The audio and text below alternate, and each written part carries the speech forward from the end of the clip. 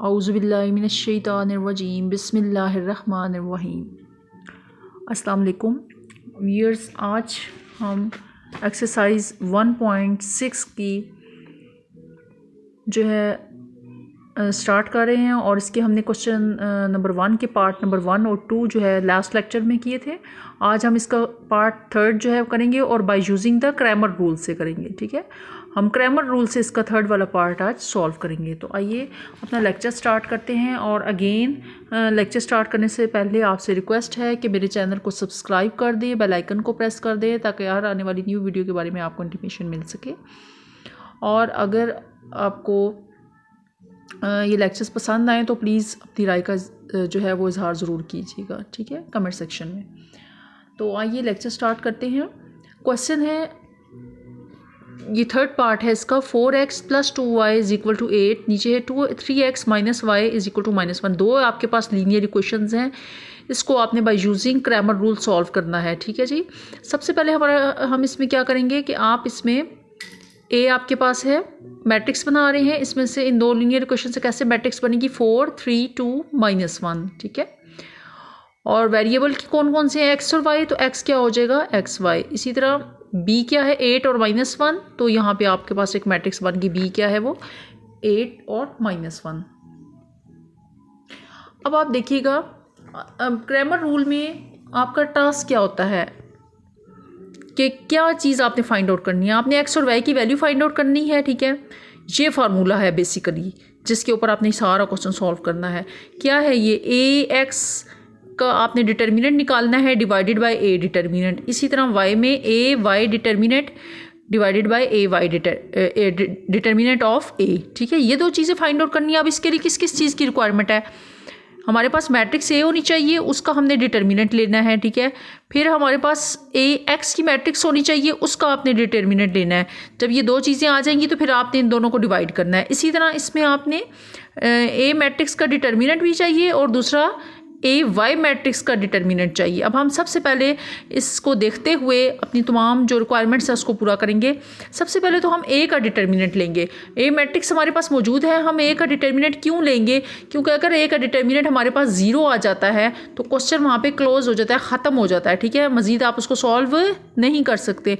हाँ, अगर आपका डिटर्मिनेंट 0 नहीं आता तो फर्दर आप फिर उसको सॉल्व कर सकते हैं। इसलिए हम सबसे पहले ए का डिटर्मिनेंट लेते होते हैं। ठीक है, अब ए का डिटर्मिनेंट चाहिए, ए एक्स का डिटर्मिनेंट चाहिए, ए वाई का डिटर्मिनेंट चाहिए। पहले तो इनकी मैट्रिसेस बनाएं।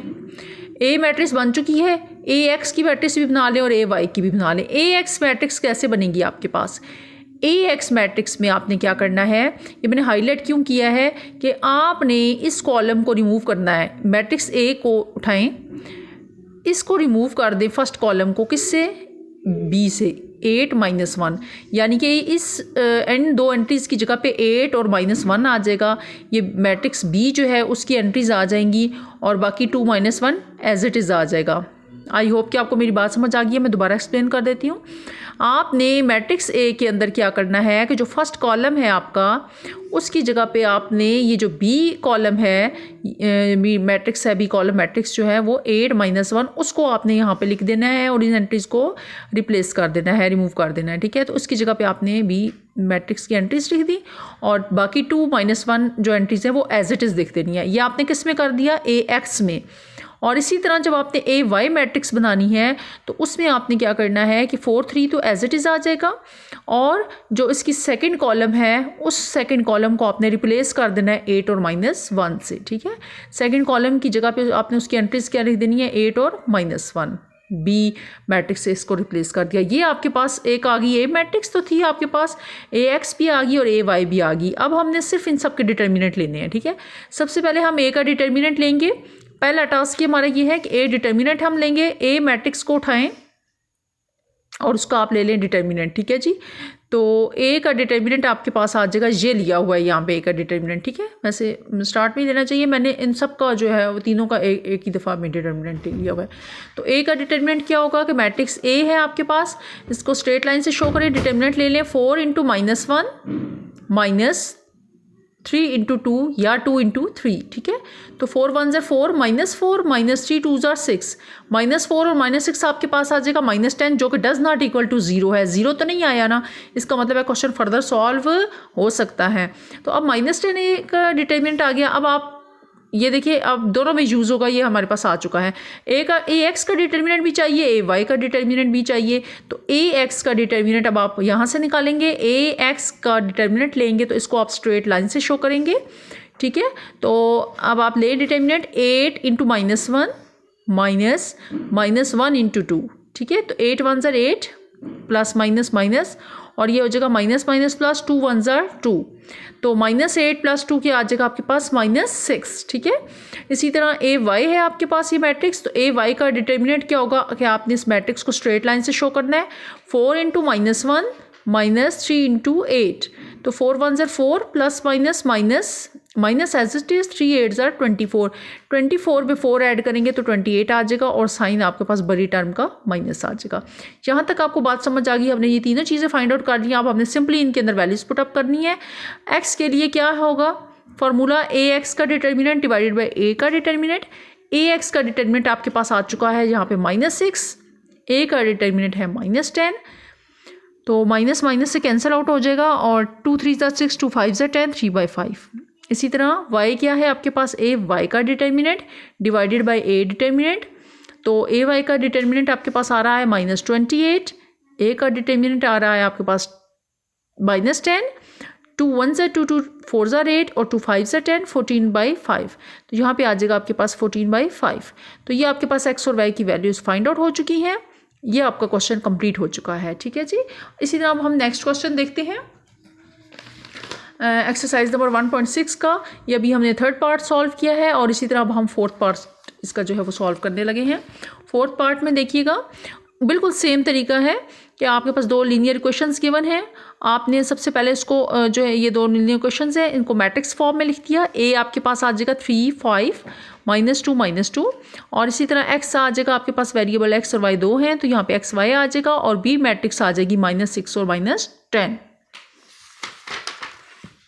तो नेक्स्ट आप क्या करेंगे, ये मैट्रिक्स ए है, ये बी है। अब हमारा टास्क क्या होता है, मैंने आपको पहले भी बताया था कि आपने इस दो फार्मूलों को सॉल्व करके एक्स और वाई की वैल्यूज़ फाइंड आउट करनी है। एक्स है आपके पास ए एक्स का determinant divided by A determinant, y is equal to A y का डिटर्मिनेंट डिवाइडेड बाय ए का डिटर्मिनेंट, ठीक है। तो इन सब चीज़ों को फाइंड आउट करना है हमने। हमें ए का डिटर्मिनेंट चाहिए, ए एक्स का डिटर्मिनेंट चाहिए, ए वाई का डिटर्मिनेंट चाहिए और फिर इनको सबको सॉल्व करने के लिए पहले तो आपके पास ये वाली मैट्रिक्स होनी चाहिए। ए मैट्रिक्स मौजूद है, ए एक्स की मैट्रिक्स भी बना लें और ए वाई की मैट्रिक्स भी बना लें, उसके बाद फिर हम इनके डिटर्मिनेंट लेंगे, ठीक है। तो ए एक्स कैसे आ जाएगा आपके पास, वही आप सेम प्रोसीजर है कि आपने मैट्रिक्स ए जो है उसका फर्स्ट कॉलम जो है उसको रिप्लेस कर देना है किन एंट्रीज के साथ, बी के साथ। बी में क्या है -6 -10, वो आपने एक्स की जगह पे जो है फर्स्ट कॉलम की जगह के वो आपने एंट्रीज लिख देनी है ए एक्स मैट्रिक्स में और बाकी जो सेकंड कॉलम के एंट्रीज को एज इट इज़ रहने देना है, ठीक है। नेक्स्ट ए वाई में आपने क्या करना है, उसी तरह आपने मैट्रिक्स ए को लेना है और उसकी जो सेकंड कॉलम है, कॉलम 2 है, उसको आपने रिप्लेस कर देना है बी की एंट्रीज से, जहाँ पे आ जाएंगी -6 और -10। तो ये आपके पास बन जाएगी ए एक्स मैट्रिक्स और ए वाई मैट्रिक्स। अब आपका नेक्स्ट टास्क क्या है, सबसे पहले आपने ए का डिटर्मिनेंट लेना है, क्योंकि अगर ए का डिटर्मिनेंट 0 आ जाए तो क्वेश्चन वहीं पर स्टॉप हो जाता है। अगर ए का डिटर्मिनेंट 0 ना आए तो फर्दर आप सॉल्व कर सकते हैं, ठीक है, क्योंकि सिंगुलर मैट्रिक्स फिर नहीं होती।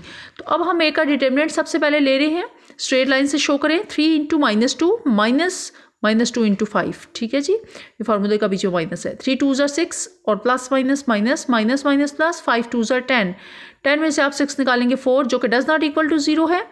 तो फर्दर हम क्वेश्चन को सॉल्व कर सकते हैं। तो अब आप ए एक्स का भी डिटर्मिनेंट ले लें और ए वाई का भी।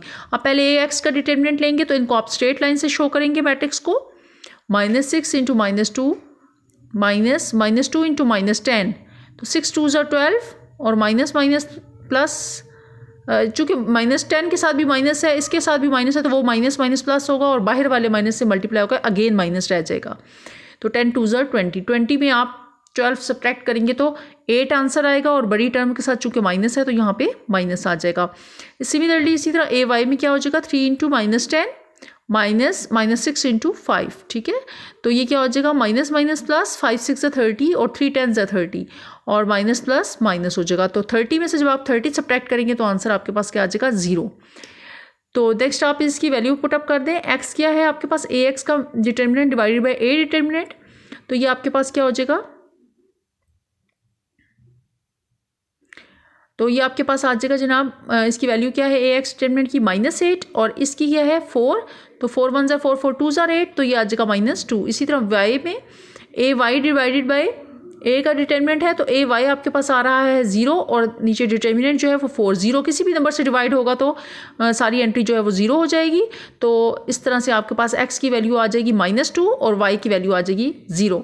और यही आपका जो है वो इस क्वेश्चन का एंड था। ये क्वेश्चन भी आपका कंप्लीट हो गया है। और अब हम नेक्स्ट इसका पार्ट भी देख लेते हैं। ये पार्ट 5 है। 3x - 2y = 4, -6x + 4y = 7। ये आपके पास दो इक्वेशंस गिवन है, आपने बिल्कुल सेम वही प्रोसीजर है, उसी तरह आपने सॉल्व करना है कि दो लीनियर इक्वेशंस लिखी, उनको मैट्रिक्स फॉर्म में लिखा, वेरिएबल दो हैं x y as it is लिख दें 4 7। ये इस मैट्रिक्स को a का नाम दे दिया, ये x का नेम दे दिया और इसको आपने b का नेम दे दिया। अब हम आपका नेक्स्ट टास्क क्या होता है कि वही आपने x और y की वैल्यूज़ फाइंड आउट करनी होती हैं, ठीक है।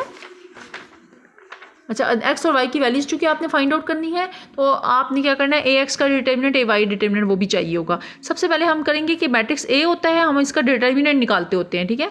पहले ये मैट्रिक्स लिख लें, ये हम दोनों की रिक्वायरमेंट होगी। ए एक्स आपके पास क्या होगा, उसी तरह आपने एक्स वाली जो कॉलम, जो फर्स्ट कॉलम है उसको रिप्लेस कर देना है 4 7 से, ठीक है, बी वाली मैट्रिक्स से, इसी को मैंने हाईलाइट किया है। बाकी एंट्रीज ऐसे ही लिख देंगे। और ए वाई में क्या करेंगे, कॉलम 2 जो होगा मैट्रिक्स ए का, इसको नहीं उठा लीजिएगा, ठीक है। मैट्रिक्स ए का जो कॉलम 2 होगा उसको आप रिप्लेस कर देंगे बी वाली एंट्री से 4 7 से, और फर्स्ट वाली यहाँ पर एज इट इज़ रहेंगी। यहाँ तक बात समझ आ गई। अब हमारा टास्क क्या है कि हमने सबसे पहले ए का डिटर्मिनेंट लेना है कि अगर तो ए का डिटर्मिनेंट 0 आ गया तो क्वेश्चन वहीं पे स्टॉप कर देना है, अगर वो 0 नहीं आता तो फर्दर सॉल्व करेंगे। तो जब हमने मैट्रिक्स ए ली और इसका हमने ले लिया डिटर्मिनेंट, तो डिटर्मिनेंट स्ट्रेट लाइन से आप शो करेंगे, 3 4 ज़ा 12 और -2 इंटू -6 माइनस के साथ आ जाएगा, ठीक है। 3 4 ज़ा 12 और ये माइनस, और 2 6 ज़ा 12, minus minus plus, plus minus minus, और यहाँ पे 12 में से 12 निकाल लिया तो ए का डिटर्मिनेंट आपके पास 0 हो गया। Since it is a singular matrix, ये सिंगुलर मैट्रिक्स है। सिंगुलर मैट्रिक्स क्या होती है, जिसमें डिटर्मिनेंट 0 हो जाएगा, उसको कहते हैं ये सिंगुलर मैट्रिक्स है। तो चूँकि ये मैट्रिक्स सिंगुलर है, so solution is not possible, मजीद इसको हम क्वेश्चन को सॉल्व नहीं कर सकते। So X and Y are not possible in this case. तो इसका मतलब है कि एक्स और वाई की वैल्यूज जो है यहाँ पर हम फाइंड आउट नहीं कर सकते। ये हमारा क्वेश्चन यहीं पे स्टॉप हो गया, कंप्लीट हो गया। व्यूअर्स, आई होप कि आज का लेक्चर आपको बहुत अच्छे तरीके से समझ आ गया होगा। ग्रामर रूल जो है वो अकॉर्डिंग टू द बोर्ड जो है पेपर्स के अकॉर्डिंग जो है वो बहुत इंपॉर्टेंट है। इसको बहुत अच्छे तरीके से अंडरस्टैंड करें, इसकी बहुत ज़्यादा प्रैक्टिस करें। अगर इसमें कोई प्रॉब्लम हो तो वो आप मुझसे कमेंट्स में पूछ सकते हैं। और अगर आपको मेरा लेक्चर पसंद आता है तो प्लीज़ अपनी राय का इजहार ज़रूर कमेंट्स में करें, और प्लीज़ मेरे चैनल को सब्सक्राइब करें और इसको फर्दर प्रमोट भी करें, अपने फ्रेंड्स से शेयर करें ताकि आप इससे बेनिफिट हासिल कर सकें। और मैं आपको जो है इंशाल्लाह चैप्टर हमारा कंप्लीट होने वाला है, उसके बाद इसके इंपॉर्टेंट क्वेश्चंस के भी निशान वगैरह जो हैं वो लगाऊंगी ताकि आपको एग्ज़ाम्स के अकॉर्डिंग जो है वो पता चल सके कि एग्ज़ाम्स में कौन से क्वेश्चंस हैं बहुत इंपॉर्टेंट है जो रिपीट होते रहते हैं, ठीक है। तो प्लीज़ वीडियो को एंड तक देखा करें और जो है इसमें अपनी कमेंट्स का इजहार ज़रूर किया करें। इससे मोटिवेशन होती है और मुझे भी पता चल जाता है कि आप लोगों को किस हद तक जो है वो समझ आ रही है। तो बहुत शुक्रिया आपका, thanks a lot for watching. अल्लाह हाफिज़।